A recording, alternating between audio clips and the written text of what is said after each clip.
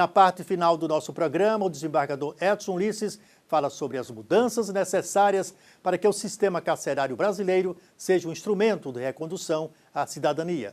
Acompanhe. No Brasil, são 1.598 estabelecimentos prisionais com capacidade para 302.422 pessoas. Segundo estudo realizado pelo Conselho Nacional do Ministério Público, em março de 2013, há no sistema prisional um déficit de 48%, uma vez que hoje as penitenciárias abrigam 448.969 presos. A maioria dos estabelecimentos não faz a separação de presos, prevista na Lei de Execuções Penais. Sendo assim, em 78% das unidades não há separação de presos provisórios e definitivos. Em 78%, presos primários não são separados dos reincidentes. E em 68% não há separação conforme a natureza do crime ou por periculosidade. Primeiro a ser desrespeitado no sistema carcerário é o aspecto populacional. As prisões no Brasil são superpopulosas e o preso, ele, de acordo com a lei, ele tem um espaço mínimo para ser ocupado, né? Onde tem uma cama, onde tem um aparelho sanitário, as condições mínimas da higiene pessoal e tal. E isso no Brasil não ocorre. Eu tenho notícias que isso ocorre apenas nas prisões de segurança máxima. Mas nas prisões estaduais normais, esse direito ao preso de cumprir a sua pena no espaço mínimo não existe. O que se tem notícias é que espaços para 10 presos tem 100. Uma coisa assim absurda. Como é que vai acomodar essas pessoas? As pessoas não têm espaço para dormir, né? Não têm condições de fazer as suas higienes e as suas necessidades pessoais de uma forma minimamente digna, né? Quer dizer, cria-se um ambiente que vai além da pena, um ambiente que atinge a dignidade da pessoa, um ambiente que não permite que você durma, né? Muitas vezes a alimentação que é fornecida não é alimentação que ofereça um mínimo de dignidade. Enfim, é uma série de percalços no cumprimento da pena que viola também a Constituição. Nossa Constituição proíbe que haja penas cruéis, penas degradantes. E o sistema atual impõe essas penas que vão além daquilo que consta na condenação, né? Além daquilo que a Constituição permite. Enfim, é necessário que, com o voto do preso, se desperte a atenção dos políticos para que votem medidas que visem resgatar esse sistema. Porque quando alguém é condenado, não é para passar por essas penas. O débito do preso para com a sociedade está previsto para ser pago nas condições que a LEP estabelece e que o Código Penal estabelece. Fora disso, é exasperação, é atentar contra a dignidade do preso. E há quem argumente, sim, mas o preso ele cometeu um delito.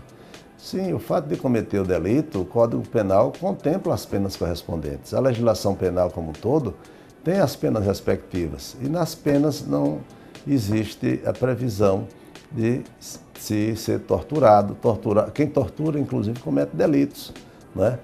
Não se prevê, pelo contrário, a Constituição proíbe penas degradantes e penas cruéis.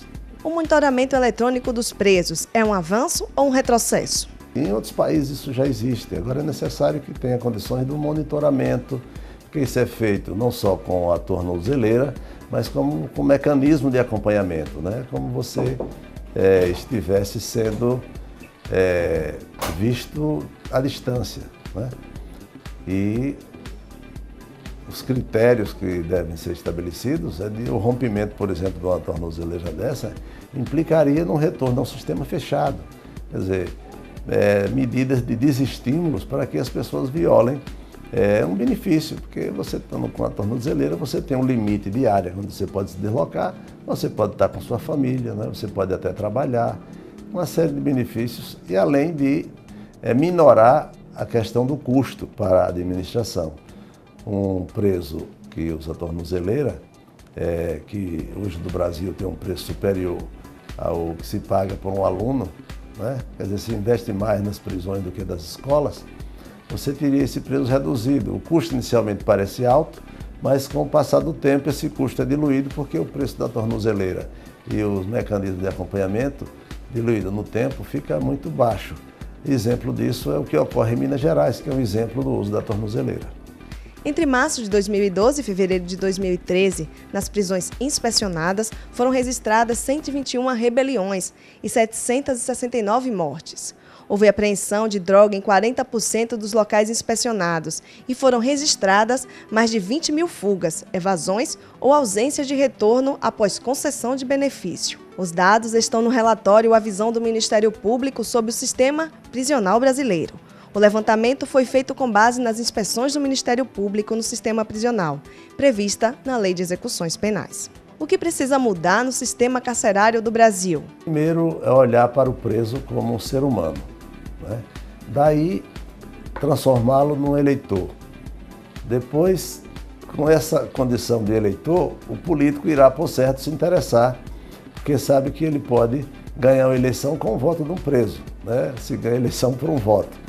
Se nós temos no Brasil 500 mil presos, né, no Brasil inteiro, e algumas penitenciárias, alguém pode sensibilizar os governos dos estados, né, e ganhar a simpatia dos familiares. Né? Cada preso, ele tem em torno de si, no mínimo, 5 pessoas. Então, quando você multiplica isso, 500 mil vezes 5, daria 2 milhões e 500 mil presos, né? Que poderiam direcionar votos para esses candidatos. Há quem diga que poderia se eleger candidatos ligados ao crime. Poderia. Claro, nós temos um sistema falido em que a comunicação eletrônica se faz abertamente. Quer dizer, talvez com o voto do preso se encontrasse mecanismo para que ele não se comunicasse com o exterior, né? E mecanismos existem, as empresas telefônicas podem tranquilamente bloquear esses acessos da penitenciária ou vice-versa.